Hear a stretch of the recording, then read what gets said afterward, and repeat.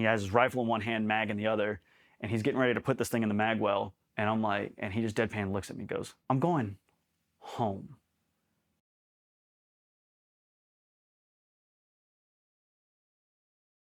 I'm Chris Skinner, and served in the United States Marine Corps for 6 years, 2016 to 2022. Born in Charlotte, North Carolina, went to school, church every Sunday, typical upbringing.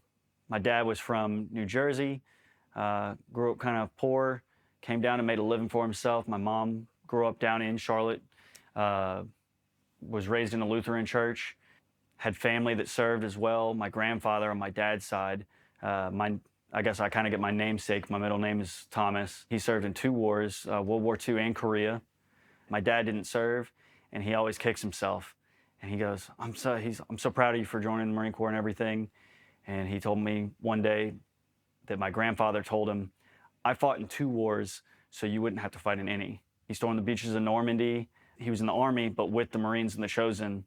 He has some crazy stories, but he's no longer with us. I wish I could have met him. He held me once when I was a child, but never again after that. He passed away, lung cancer. He only told one story to my dad, and that one was it was a brutal one. They were playing football on a beach in Korea after, I think it was after the Incheon landing. He was like, "You know what? All right, I'll get in the pickup game and everything." They threw him the ball. Boom! He looks down. He goes, it was a Korean's head.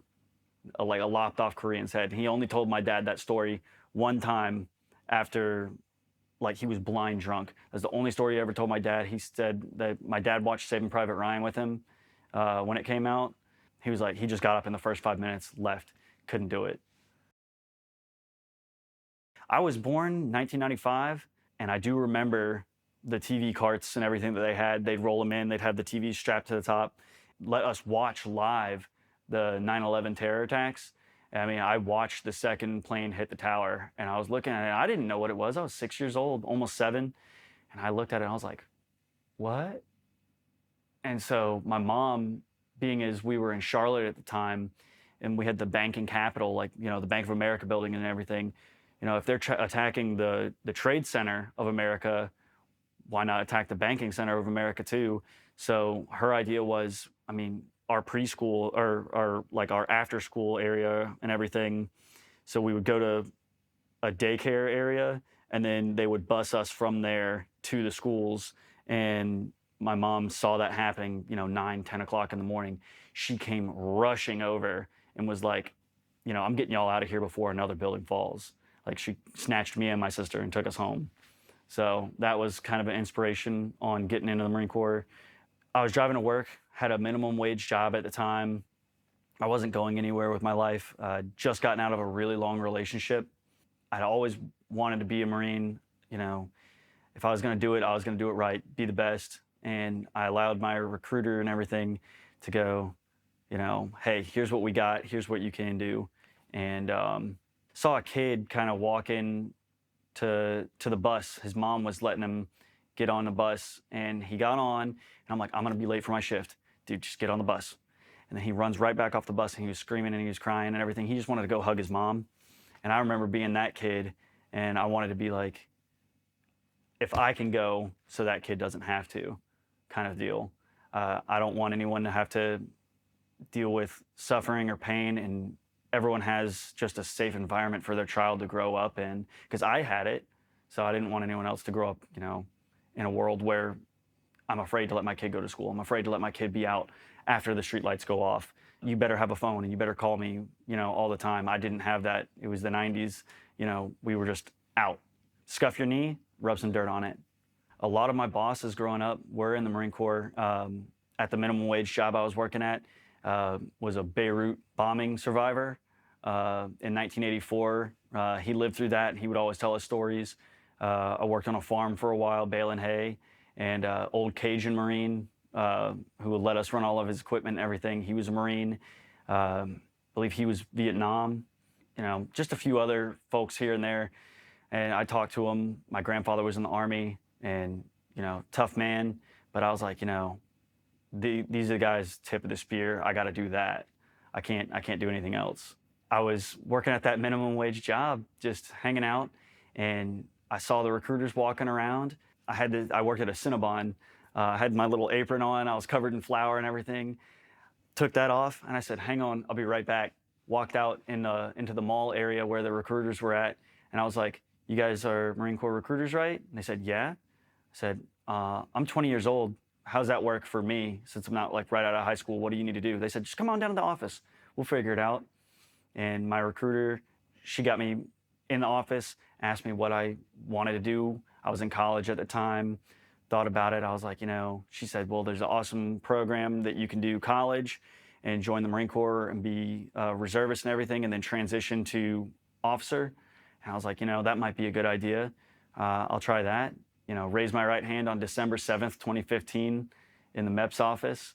They made a huge deal about that. December 7th was a big deal, 1941. And so all of us getting ready to swear in on that day was just a big deal. They said it's always been an all-volunteer force ever since that day. December 7th, 1941, a date which will live in infamy. Those are famous words. The attack on Pearl Harbor, it was just a surprise attack out of nowhere. America didn't see it coming. It was just a blow from, the bell had been rung and we were going to war. December 7th, it started our foray into war in the European theater and Pacific theater. I did get to pick my job. They had a few open positions for, I think you could have been a forward artillery observer, 3051, which is what I was, which we call it a box kicker, but combat logistics specialist. And I was like, I want to be a forward artillery observer. And they said, all right, well, go home and come back, because by the time I got into their office, it was like 9 at night. The recruiters, they do a hard job. They just want to get home. They don't want to be there. So I was like, all right, cool. Came back the next morning. All right, how about that artillery job? They're like, oh, that one's been closed. They're cutting scores and everything. They got too many. They're like, you could be box kicker. I said, okay, I'll be a box kicker. And they were like, all right, you ever done any drugs? No. You got any tattoos? No. You have any criminal history? No. They're doing their whole checklist. You got asthma, you got ADHD medicine, something going on. I was as clean as a baby's ass. They're like, I remember my recruiter, she looked at me, she goes, we need more Skinners. And I was like, all right, cool, done. And that was it. And they gave me a date. I was supposed to ship to Parris Island late June. I realized, my sister's graduation would have been in June. I would be in Parris Island. I talked to my recruiter about it. She said, well, we can get you down there in March. You'll graduate in June. You'll be on your 10-day boot leave, and then you'll get to go see your sister graduate. And so my sister, she said, that'd be awesome if you could show up in dress blues to my graduation. And I was like, all right, I'll do it. And I knew that was like my primary thing throughout boot camp. Can't fail, can't get dropped, can't have anything happen. Have to just get through it all in one shebang so I could see her graduate. And now, luckily, I get to come out here and see her graduate again. So that's a good feeling. I remember it was March 7th, 2016. That was the night I stepped on the yellow footprints. Driver, our little bus driver, because we didn't fly in. A lot of people fly in if they're up in New York, everything like that. We drove the whole way, Charlotte down to Parris Island, 6.5 hours. I didn't sleep a wink because I was like, oh God, this is it. Everyone, my boss was like, you sure you're gonna make it? Because he was prior Marine. I didn't know what to do, and our recruiters sent us off, and they were like, here is a free meal ticket to go get some Golden Corral, and that's your final meal as a free man. Have fun. And so I just gorged on that. Got down there. I was one of the hatch Marines, or recruits, hatch recruits. They hold open the silver hatches that say, through this portal pass Marines, and you only get to go through them once. And I had to go up and hold the door, and aye sir, aye sir. I didn't know what to do. That was the night I got there. And then from there it was on. There's the dryer incidents when they were throwing recruits in the dryers and everything. That was like the cycle before we got down there. And so a lot of those drill instructors, they had been pulled from their platoons, kind of just put in limbo while they were doing an investigation on, all right, you're the one who stuffed them in the dryer, you got to go. You might have done it, but we're just going to push you into the next cycle, whatever. And so we came in knowing like that's what's going on down here. We're in some trouble. Like we thought, maybe they put your hands on you, maybe they don't, whatever. It doesn't matter. You're just trying to be a Marine. They were taking recruits in the, they called them Maytag recruits. I know that because I was a Maytag recruit. I had to do everyone's laundry, all your camis, blouses, sheets, everything, and everything we couldn't do went to, Paris Island Laundry. They were taking those Maytag recruits, bringing them back there, doing IT sessions, if you will, bringing them in and just like, oh, tight, you don't want to listen, throwing them in the dryers and turning these huge like industrial dryers on. Like, I mean, I'm 6 foot and I could fit 2 of me in there easily. And they were turning them on, letting them tumble around. Some of these guys were getting burned, everything like that. That's what we were hearing. You were like, my God, what have I gotten myself into? Staff Sergeant Buckham was our senior. And then underneath him was funny because it was a gunnery sergeant Laura, and he didn't have seniority, if you will. So he was under, our black belt was a staff sergeant, and then billet over rank. You had a gunnery sergeant who was our kill hat, and then we had Staff Sergeant Garcia and Staff Sergeant McGee, and knowledge hat and drill hat. Gunny Laura was cool. Like, that guy was first Battle of Fallujah. Like, all my drill instructors, infantry, all of them had cars, and you're looking up to them like, it's God. They've got a car. You don't know. You're a young man. You're just trying to make your way into this, this brotherhood, this gun club. And then, as you go on, you find out like, okay, maybe having a car isn't a good thing. Maybe having one of those black bracelets isn't a good thing. And every single one of my drill instructors was that way. But they did their jobs. They really did. I remember coming back from morning PT, 3rd Battalion, so we're detached from everyone else. They'd always tell us that no one can hear you scream in 3rd Battalion. They basically were like, if we want to torture you, we can. You're not getting away. We were coming back from morning PT, right as we were getting marched in between the barracks buildings. You're locked in. Your eyes front, everything. You got your rifle, keeping everything parallel to the deck. Don't do anything wrong. Thump. And we didn't think anything of it. All our drill instructors started tripping out. They brought us away. And it wasn't till a couple days later that we found out that, hey, that thing you saw out of the corner of your eye, that was a recruit jumping from 3rd deck, killing himself because he didn't want to be there anymore. I don't know what his exact reason was. I'm not going to put words in his mouth, but it was 12 days in. And from what I heard from guys who were in his platoon, we were the deck below, and we were 2nd deck, he was 3rd deck. And talking to them, being an MCT, they lump a lot of us together and everything like that. And talking to them, they were like, the drill instructors were just being super hard on him because he was a Muslim recruit. They were making him scream stuff like Allahu Akbar, everything like that. Low crawling underneath the racks, doing like the, not sure the name of it, but the little prayer cry or morning cry, like the, and doing stuff like that. He had a bad lymph node infection from being around all the new recruits and everything. So he was just like swole up like a frog and he couldn't scream. And drill instructors didn't like that he couldn't scream. And so they're like, louder, louder, louder, and everything. And then eventually, I don't know, he just couldn't take it anymore. So he went up and he feet first down, and he ended up passing away on the flight to Beaufort Memorial Hospital. And the drill instructors were ruthless. They took everyone's drill instructors in our company and they swapped them. So, everyone in Siddiqui's deck got put with us, and everyone from our deck got put with, just to switch them up while the investigation was going on. And there were a couple of drill instructors who got pulled for that incident. And there was a colonel and everything like that, just relieved of command because, like, you can't have that happen. You can't kill people like that, I mean, they didn't push him or anything, but, when something goes down like a training incident like that, it's over. Just the initial night of going, oh, the yellow footprints, this is going to suck. Making your first phone call home, you just feel those campaign covers, and they'd crack you. They love taking those campaign covers off, and they'd crack you across the bridge of your nose with it or across your fingers. And they had those things starched. They were like rocks. And then 12 days later, into the cycle, a guy kills himself, and the drill instructors are just ruthless about it. They would make, you have ditties and everything, right? We're in grass week, and, you put your thumb over the screw on the buttstock, put it high in the pocket of your shoulder, reach out and grab air, and then high firm pistol grip and rotate down, stuff like that. They'd teach you so you'd get into the proper positions and everything for shooting.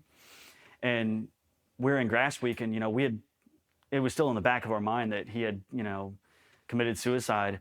And one drill instructor was like, "Oh, I got a ditty for Siddiqui. Reach out and grab air, drop like a rock." And they're ruthless. They didn't care. Like, one of the drill instructors said something like, "You could probably go down to the PX and buy his boots, like, because they sell used uniform items and everything." They're like, "Yeah, you could probably go buy his boots at the end of the cycle." It's like, you don't know what to do when you hear stuff like that. You just take it. I mean, there's probably some trauma somewhere about it. I just chalked it up to, okay, that's dark humor. That's what we're about now. That's what we do.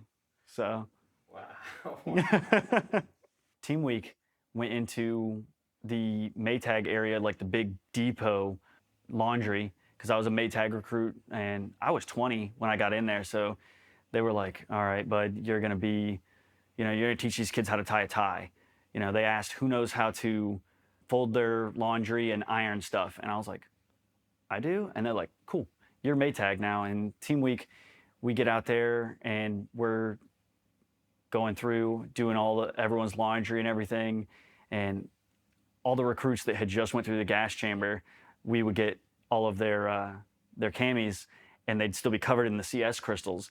And so, you're going through grabbing just handfuls of these things, pushing them into the big industrial dryers and washers and everything, getting everything clean. And the whole time you're just covered in this CS gas. And so it's like going through it all over again, because now you're like, "Oh God, this sucks," and getting another hit of it. And I remember we had kind of a lull, and you could see across the river from Paris Island to, I don't know what bank it was, but it's Beaufort. And there's people driving their boats and everything. And you could see some guy doing a barbecue in the distance. And you're like, I joined this. I'm getting yelled at so I can serve my country. I'm getting beat. I'm watching guys kill themselves so I can serve. Why? And then it's like, well, you just take your lumps, It's like getting jumped into a gang. Just shut up about it. Take your lumps. So that was one. So the Crucible was its own problem, is its own challenge. And getting through that, there's a few areas where you're already a team as a platoon. You know what you need to do. You know whose strengths are what and whose weaknesses are what. So you know where to put people in your fire team to get things done. And I was a thin recruit too. Like, stepped on the island. I was 119 pounds. I had to sign a waiver. I was supposed to be double rats. I never was. But then during the Crucible, we had this huge recruit, and he was like 6'7". They wouldn't let him in the pits, like 250 pounds. They're like, "You're the casualty. You drag him." And I'm like, "For real?" And it's on the maneuver under fire when you're going under the barbed wire and dragging everything. And I couldn't move him in the sand. Like, I put my rifle over my back and everything, and I had his rifle and everything doing what they told us, keep the muzzles out of the dirt. And I'm digging my feet down into the sand. Just couldn't, drag him by his war belt, by anything. And, then they're getting mad at me. The drill instructors, they hand me an ammo can. They're like, "Start dragging this too with him." And, obviously I'm making absolutely zero progress. So they get a couple more recruits over and help me get him, dragged down. And they're like, "You're not dead anymore. Keep crawling." But there's moments like that. And then just Gunnery Sergeant Lara, he was always on me because he was thin like I was. And he just always harassed me. And, I remember we were doing the McMat portion of the Crucible, and I got paired with that huge recruit again. And we were doing the ground strikes where, you off-center them and you throw them into the ground. And I was like, I'm not getting tossed around by this guy. So I swapped with the recruit next to me, another guy. So now I'm with a skinny recruit, and a big recruit's with a big recruit. And Gunnery Sergeant Lara saw that, and he came over. He was like, "No, get in front of him." And so he kept having him just slam me into the deck over and over. It must have felt like, 50 times. And then, like, I remember the last few times I would get slammed into the deck. He would count me off to get back into a position of attention and get ready to do it again. And boom, down. He'd go, "The few." Boom, down. The proud. Boom, down. The Marines. He goes, "You want it?" And I was like, "Aye, sir. Yes, sir." And It was like that from day 1 to training day 70. So, and then at the very end there, you know, he finally handed me my EGA and he was like, yeah, all right, Skinner. He's like, you made it. Dynamite comes in thin packages. I gained a lot of weight. I was supposed to be double rats. Never got the little white striped PT shirts or anything. And I was 119 pounds. I think when I stepped off the island, I was 135. And I mean, as far as I go now, that's the cuttest I've ever been, I think, you know. Graduation day, after everything Gunnery Sergeant Laura had put me through, just being on me, hounding me, he knew my name. Like, you know, there wasn't anywhere I could go where he wouldn't be on me. And my dad, I pointed out to my dad, I'm like, that's him. That's the guy I've been writing the letters home about. Like, this is the guy who's made my life a living hell. And my dad walks over to him, you know, shakes his hand and says, I heard you made my son a Marine. And he looks over my dad's shoulder at me, and I'm, you know, deer in the headlights, eyes wide, like, oh my God. And, you know, he goes, he told you that? Just the crispest about face, didn't say anything else to my dad, just walked away. And my dad turns around and is like, what was that about? And I was like, Dad, these guys were the ones who were trying to kill me. My sister graduated, you know, walked in, wore my blues. I didn't have one of the nice covers for my blues. I had one of those little Paris Island ones that you had to pull your own fabric across the top of.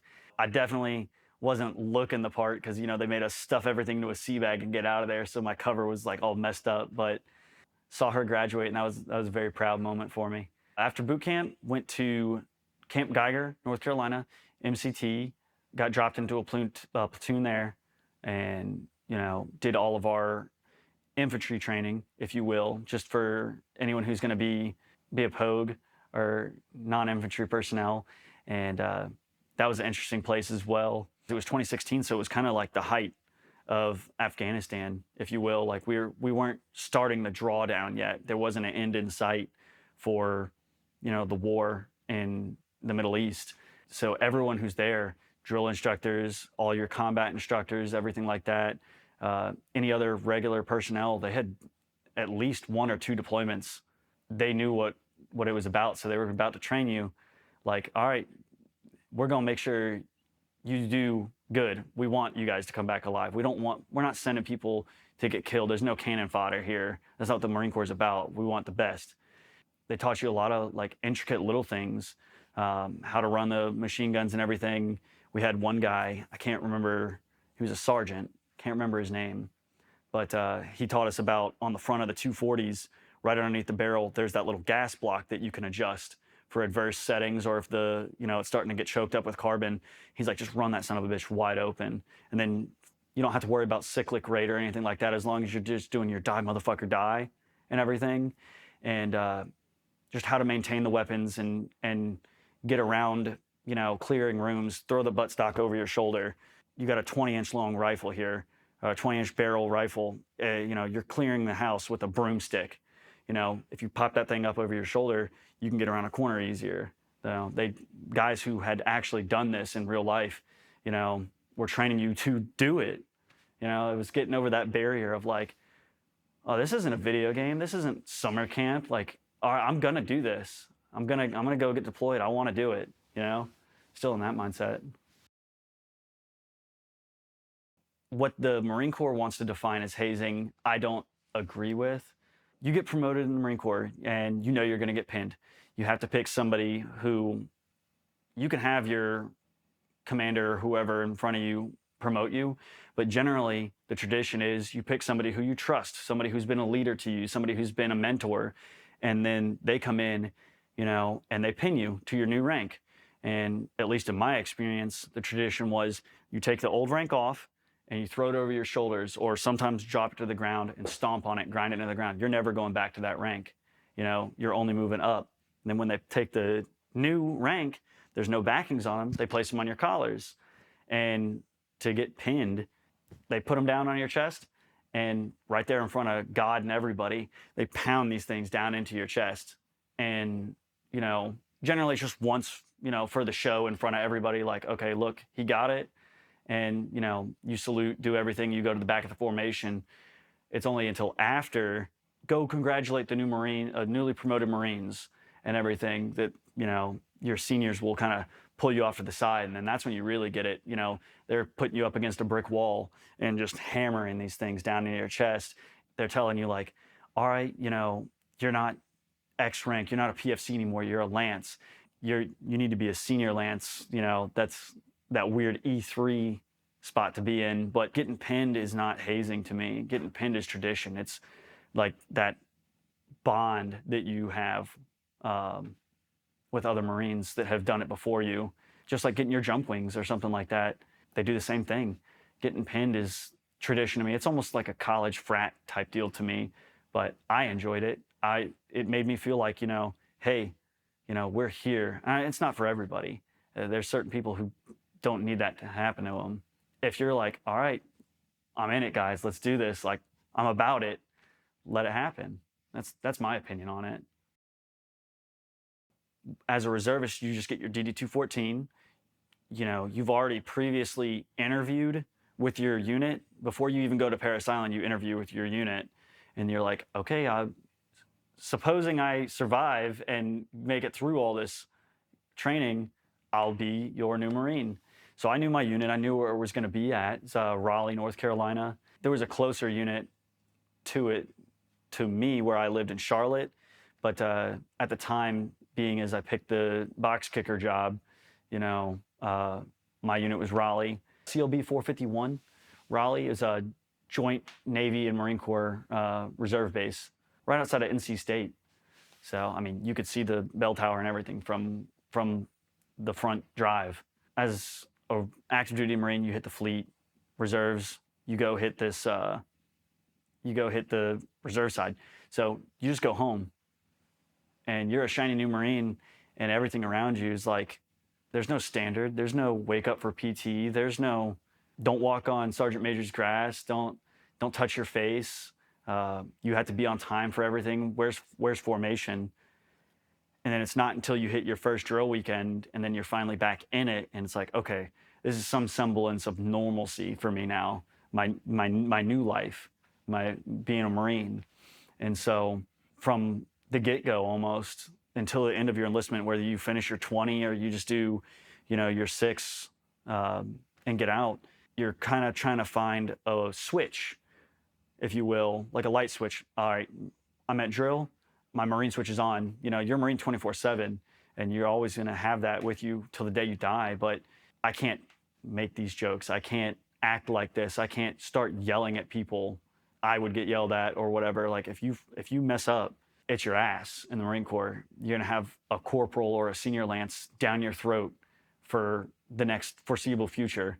You do that civilian side, you're gonna get sent straight to HR. You get to go sit down in front of HR and tell them your best material that you just told your coworker, And then, yeah, you're in trouble, you're out of a job. And you can't really do that as a reservist either. If you get in trouble civilian side, while you're enlisted with the reserves, it comes back to you. You get a ticket, you get arrested, you get anything. Now, not only do you got to stand in front of the man, a judge or whoever, and take your punishment there, assuming you get out and it's like a misdemeanor or whatever. Now you get to go stand in front of your commanding officer, XO, CO, whatever, on the reserve side. And okay, cool. Well, we got a whole new set of rules on our side. It's called the UCMJ, buddy. And they don't take kindly to that either. Now you're talking reduction in rank for something you didn't even do on base. Stuff like that. I didn't get caught. But there was a few incidences throughout my time in the fleet or the rest of my career. We're under orders. We're out on our ATs. I did a couple of TAD cycles with my unit, just going, and anywhere they needed us, you get to pick as a reservist what you do.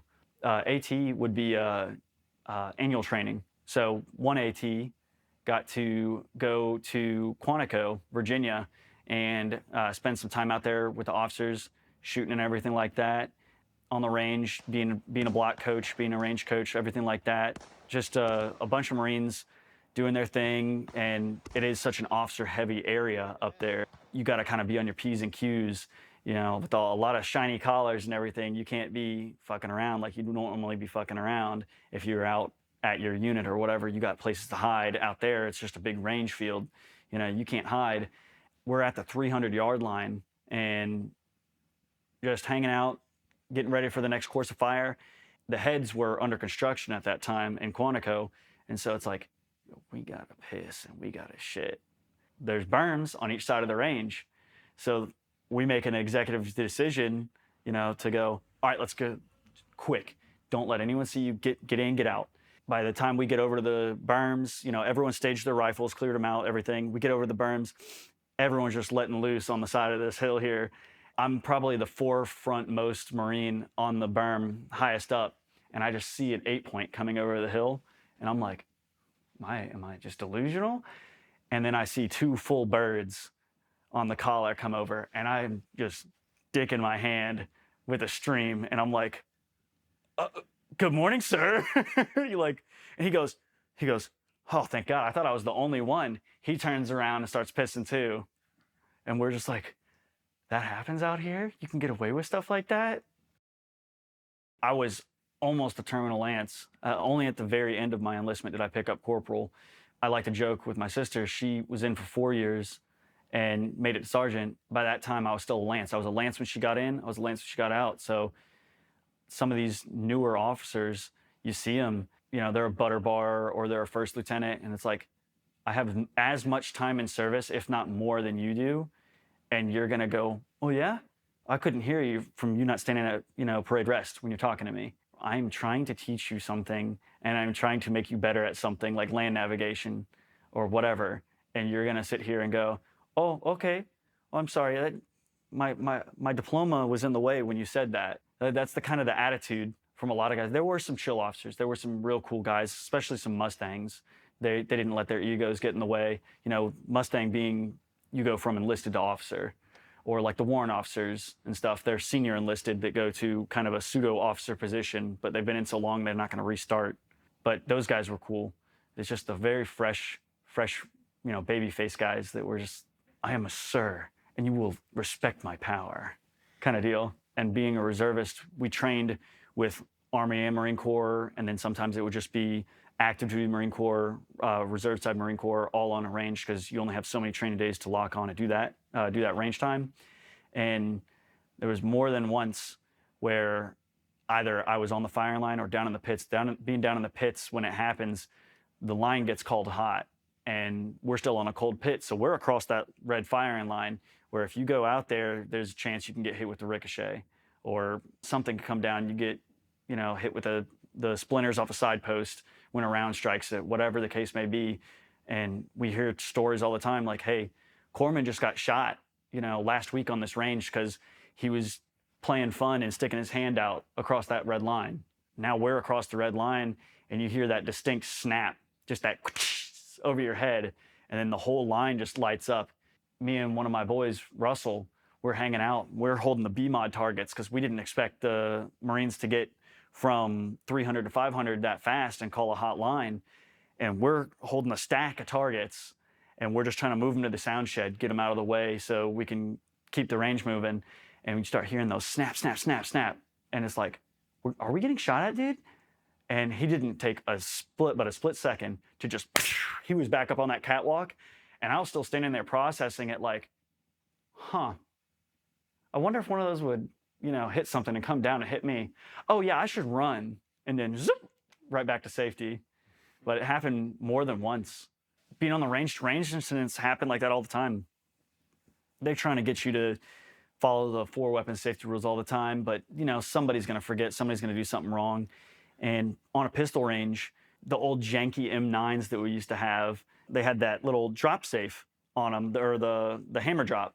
So while you would put it on safety, if there's a round in the chamber, hammer's back, you just flip that down and the hammer will come forward. There's supposed to be a trigger sear there to stop it from hitting the firing pin and going off. Marine holsters his pistol, and as he holsters it, he flips that safe down. It didn't engage, so all of a sudden you just hear, and everyone's ears are ringing because, you know, no one's got ear pro in or anything, and you're just like, who did it? who did it? And you're looking, you see the dirt coming back down and you see the hole in the ground. And then, staff NCO, it wasn't his fault, but he's just like, oh yeah, that was me. Stuff like that happens. Watched a corporal get kicked off the range for NDing on table 2, right up there when you're at the 25-yard line. And he was just fingering that trigger the whole day. And then finally he just left that rifle on fire, and then boom, and the whole range stops. You could have heard a pin drop, and then staff NCOs just go running. And you hear, get the fuck off my range, you stupid motherfucker. We've been telling you all day not to do this shit. So stuff like that, it happens all the time. During another AT, had to have been winter 2018, we were down in Georgia. It was right before Christmas time. And they had asked a lot of guys, hey, we know your time's up. You're getting ready to go back home, being a reservist and everything. Does anyone want to extend and stay through Christmas? I had a family member with some health issues, needed to get home, take care of them and everything. So I was like, no, I can't. I got to get home in time for Christmas to spend with them. We're down in Albany, Georgia, and you have to take, for us at least, a connecting flight through Atlanta to get back to the Raleigh-Durham airport. It was like one of the only times that there was enough snow in the South to shut things down. And we had just landed in the Atlanta airport. Huge blizzard was blowing through. There's these little connecting tunnels that you take from your terminal to go baggage claim and everything and get out of there. We were down in the tunnels right at this point, and that's when the southern states, they don't really have structure or infrastructure to fight off these winter storms, and all the power goes out. And I'm with a group of my Marines and everything. We're on this little subway tram, and just lights go out. And, everyone else started tripping out, and we were like, well, what do? We can't just hang out here until they restore power. All of the Marines that were with me in our car, we start going towards the exit, phone flashlights and everything, trying to get to the emergency exits. There's these stairs and everything to get out of there. Power is out, so none of the escalators are working, none of the elevators are working. And, there's people from all walks of life, people in wheelchairs, elderly people and everything. They can't get out of there by themselves. They need help, they need assistance. No one gave the order, no one said to do anything, but we just kind of, hey, all right, you grab the wheels on the front of the wheelchair, I got the handles on the back. We're taking them up these stairs. I mean, 50, 60 stairs, whatever. But, you're just making trips, getting people out of the tunnels, guiding them out of there and everything. And then once we get to our terminal for our connecting flight, power's still out. Now we've been in there 12 hours in the Atlanta airport, no power. People start getting hungry. People start needing to go to the bathroom. People start needing, it's cold, it's winter. The elderly need, blankets, stuff like that. So then we kind of just requisitioned, you could say steal, but strategically take equipment to another location, steal something, right? Getting some food, because refrigeration doesn't work anymore. So all this food's going to go bad. So why not take it to people who need it, people who are hungry, people who need blankets, give them stuff like that. And so we spent the next 2 days in the Atlanta airport, no power, until they restored it and everything, de-iced the runways and got us out of there. You just do your best to help out, even if you don't have an order, even if you don't have anyone standing there making you do the better thing or do the nice thing, you just do it. Being new to the unit, got in pretty much a small reserve unit. We need guys to take on leadership roles and everything, thrown right into being a fire team leader. And I had this one guy, he joined after me. I think he came to the unit 6 months after me. Real young cat, didn't know his ass from a hole in the ground. He was one of those Marines that you kind of needed to handle with kid gloves. He needed help. That's fine. I enjoy helping out. He learned over time. He lived in the same area as me, so going from and to drill, he didn't have a car. So I was the one who drove him most times. Didn't have a job. And like I said, you had to kind of handle this kid with kid gloves. I helped him learn how to put a resume together, called people who I knew on the civilian side, got him a job on the civilian side, started helping him try to save up and, hey, don't buy that car. That guy's trying to rip you off, whatever. That way you have a car. So one day should I not re-enlist, you don't need to rely on me to get to drill to do your service. Formed a friendship and everything with this guy, helped guide him through life, not just the Marine Corps being a mentor, but just being a mentor. He had struggled with some stuff, his own personal demons. Ended up helping him get a good way through his career, got him promoted to Lance Corporal and everything. But during that time, he was struggling. He was gay, but he didn't want his family to hate on him or anything, because he was African American, and that's kind of looked down upon in the South. African American families don't really like that. And so I just was trying to get him to not really open up or come out to his family or anything, but kind of trying to play peacemaker with everybody there, just so he could have his own existence and no one's going to judge him for what he's doing. I mean, he's a Marine. To me, that's all you need to be. I don't care what you do behind closed doors, what color you are, what gender you are, anything. You're my brother or you're my sister, and I'm here to take care of you mentally, physically, whatever I can do to make sure you're doing all right. And that was one of the things that I was trying to help him cross this bridge in life for, you know? He didn't really take that advice. He would listen to me, but he would kind of shrug me off and just didn't want to cross that bridge. He was happy being in the latter camp. It bugged him so much that sometimes he would make offhand comments like, you know, whatever, man, oh, to drive us off this bridge or whatever. Or like, you know, when I'm taking him places and everything, because he needed my help traveling around. You know, I just brushed it off like, aha, dark humor, I get it. It turned into where we went to the range. We had just gotten our loadout and everything, you know, all right, shooters, load your magazines, whatever. And as he's loading these magazines up, he just deadpan, I can't forget his face, just deadpan just looks up at me. And he's like, he has his rifle in one hand, mag in the other, and he's getting ready to put this thing in the mag well. And I'm like, and he just deadpan looks at me and goes, I'm going home. And I just had to just like straight level him.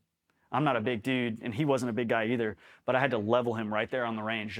I came right off my shooting box at him, just pulled his rifle out of his hands, and he starts saying, no, I'm kidding, no, this, that, and the other. And I'm like, we can't joke about stuff like that. And we're in front of everybody. You know, all the staff NCOs looking at us going, what the fuck was that about? He had been going back and forth with this suicidal thing for so long.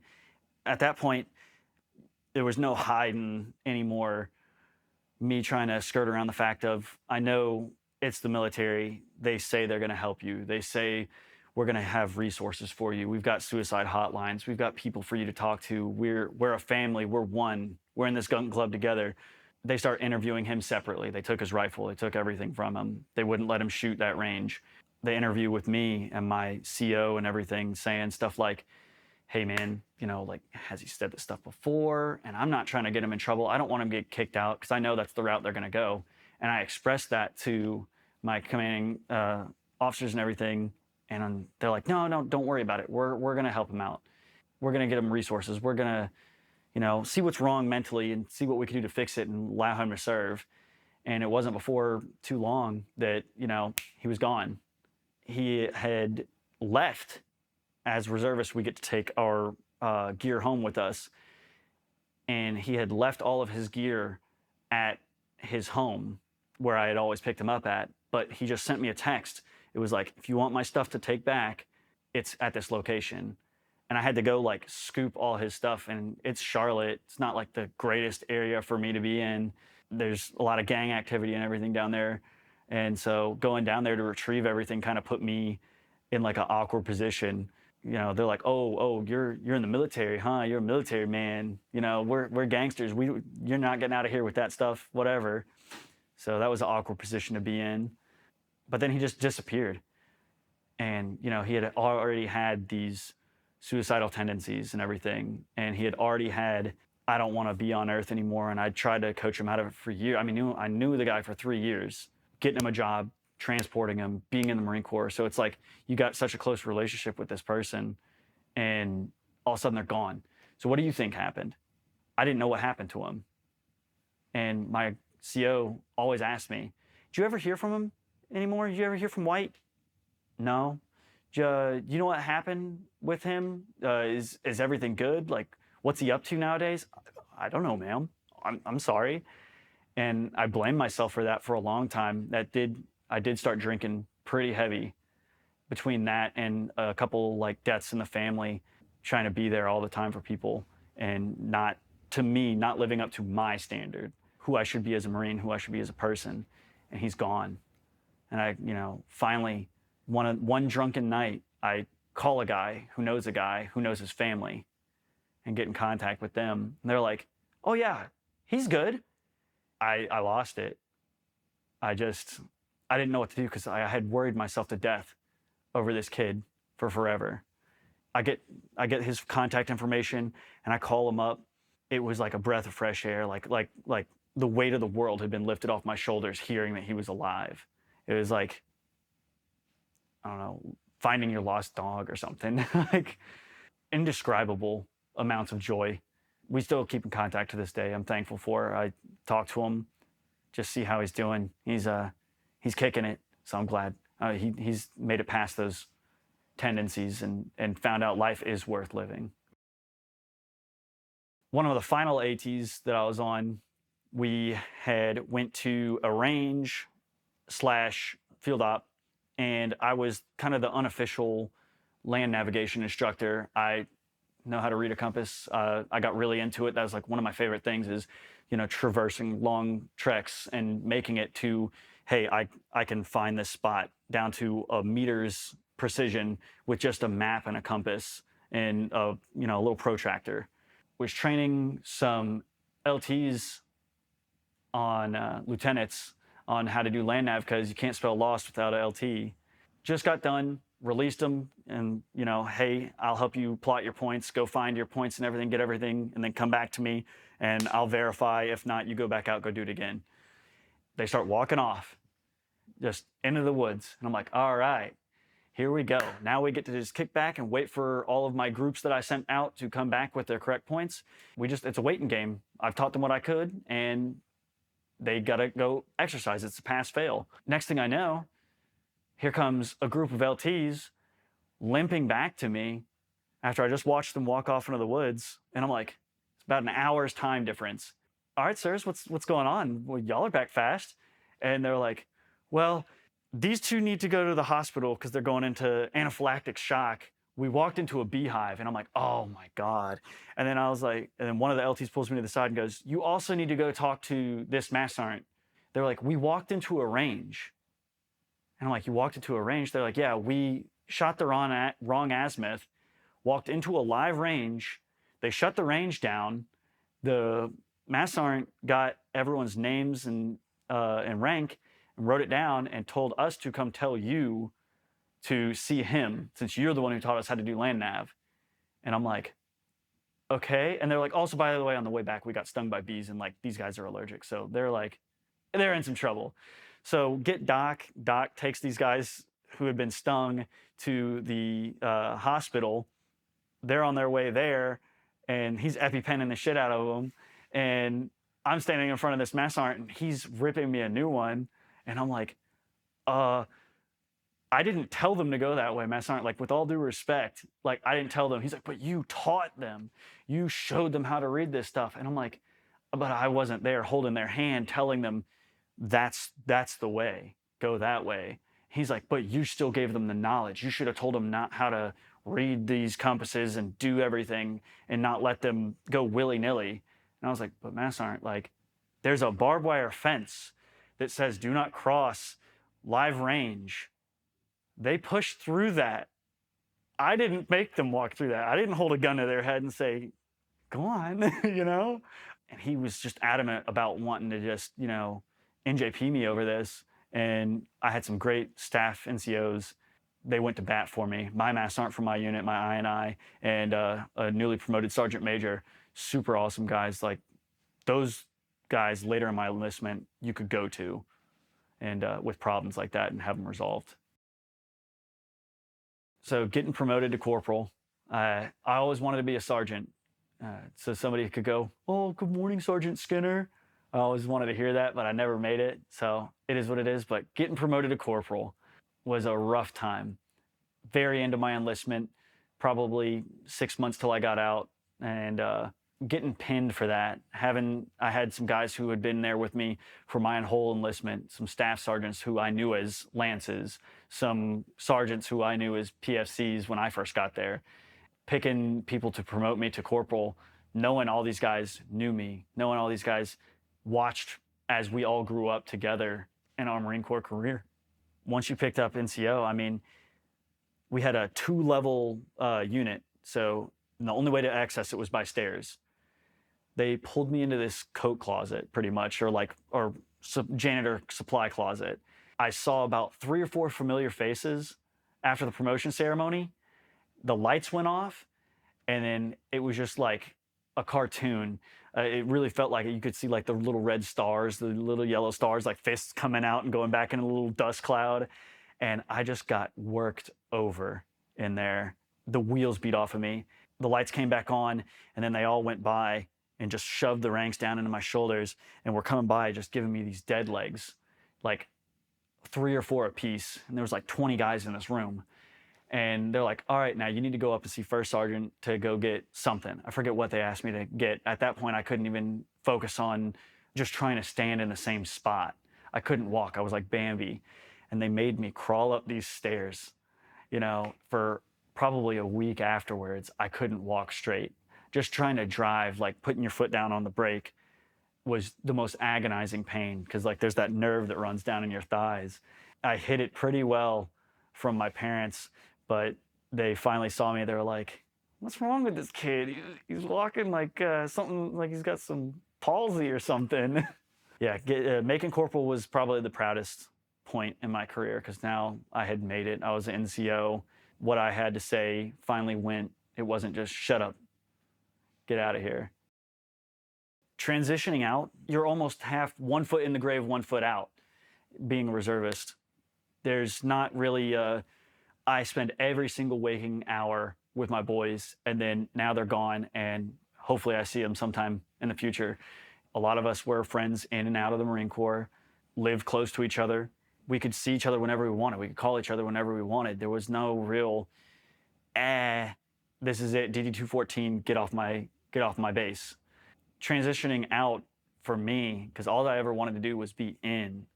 And it came down to the point where, with the COVID mandate and everything, that it wasn't something I wanted to do. I wanted to stay in. I threw myself into it every time I was at the unit.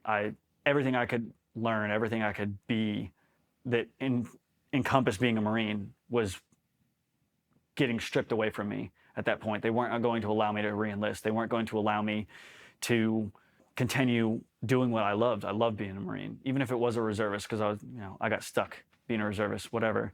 They weren't going to allow me to do it, so now they're thrusting me out into the world by myself. I didn't get a chance to say, here's my final piece to you boys, keep doing what you've been doing. You guys are awesome. Like, you're good at this. Keep that up, please. Like, you're only as strong as your weakest link.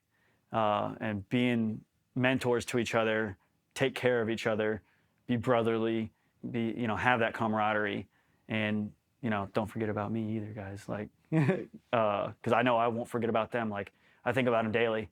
I still talk to them all the time. I still send what gear I still have left, or like uniform items to help them, whatever I can. Trying to stay in that loop.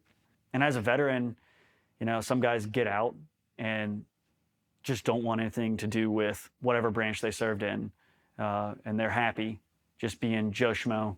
Again, they're not corporal, whatever. And some guys, all they wanted to be was in, and then they're forced out, and then it's like, damn, what do I do now? So it can lead to a form of like depression, if you will, even if you've already tasted the other side. The grass is greener on the other side. I'm a reservist. I'm out. But all I wanted to be was in. I wasn't Corporal Skinner anymore. I was just Chris. And people treat you, if you allow them to treat you bad all the time in the civilian side. No one would ever talk to you like that as an NCO. No one ever, talk shit like that unless they just hated your guts in the Marine Corps. Everyone was like, yo, dude, you're my bro. Everything's good here. Like, you get out and you, like Ricky Bobby, what do I do with my hands? You lose a piece of who you are. All of a sudden, it's not cool to talk to everybody about, oh, all right, guys, brass to the grass, cyclic rates of fire, and, you know, all right, this MRA sucks, and you don't know anything about it. Or cracking a dark joke, and somebody goes, what? Like, dude, that's off the cuff. Like, that's really fucking bad. That's an HR violation, what you just said. Get out of my face. I don't want to talk to you anymore. You lose that part, just being in uniform and everything. It's like, now I get out and I just get to get fat, you know? It's a big part of you. And trying to float your way back to the top. It almost feels like you got dragged under in the deep end of the pool, and then now you get let go, and it's sink or swim on your own. It can lead to some dark pathways. Like I said, I finally, thankfully, got rid of the bottle, you know? But I depended on it. I used it as a crutch for a long time. I really did. It was bad. My parents saw it, my friends saw it, my loved ones saw it. I'm glad I'm past that point, and it's possible for everyone else too to do. Like, don't think it's not. Just being an easygoing guy, enjoying life, little things, you know, watching a bug crawl on a log, something. Like, that's what I've found peace in doing, not having to be Mr. Marine all the time. I'd recommend active. I'd recommend reserves. I'd recommend serving in any capacity, Coast Guard, Air Force, Army, Marine Corps, Navy, Space Force. Serving gives you something more than anyone else can give you. Your parents can build a great foundation. My parents did with me. Looking back at who I was before the Marine Corps and who I am now, completely different. Even if you just ask me right out of boot camp, even if you ask me, like, you know, a year after getting out, it gives you personality. It gives you skills that you can use for the rest of your life. Any job, infantry, you know, admin, whatever. I recommend the reserves, though, for sure. There's definitely something that they do, giving you the option to stay in college, be an officer, extend your career, or you can also jump to another branch. If you start in the Marine Corps, you can jump to the Army, whatever you want to do. You can choose what you're doing. As active duty, it's kind of like, all right, you pick your top 3, you get something. As a reservist, you're going in as what you signed on that paperwork in that recruiter's office every time. Like, there's no ifs, ands, or buts about it. And you get to choose where you're going to want to go for your trainings and stuff like that. So it adds a lot. It adds a lot to your life. It does. It's not about how many medals you have on your chest. I'd rather have the respect of my Marines than, you know, a whole bunch of candy over here. I understand that some of those things come from what you as a person do, but some people get so sucked into it that that's all they are. Being a good person all the time when no one's looking. Don't let anyone beat you up in any sense, because you're your own greatest critic. No one can say anything to me, not you, not nobody can say anything to me that I can't say to myself and hurt myself way worse for and affect my psyche and the way I do things. You know, because if I'm happy with myself, the only 2 people you got to make happy is 8-year-old you and 80-year-old you. And as long as you make those 2 people happy, you're going to have a good life. Spread positivity. Lift people up, not just other veterans. Lift up other people, whether it be less fortunate, handicapped, people in your job that are around you. Make other people better. Make yourself better. Enjoy life. Life is good.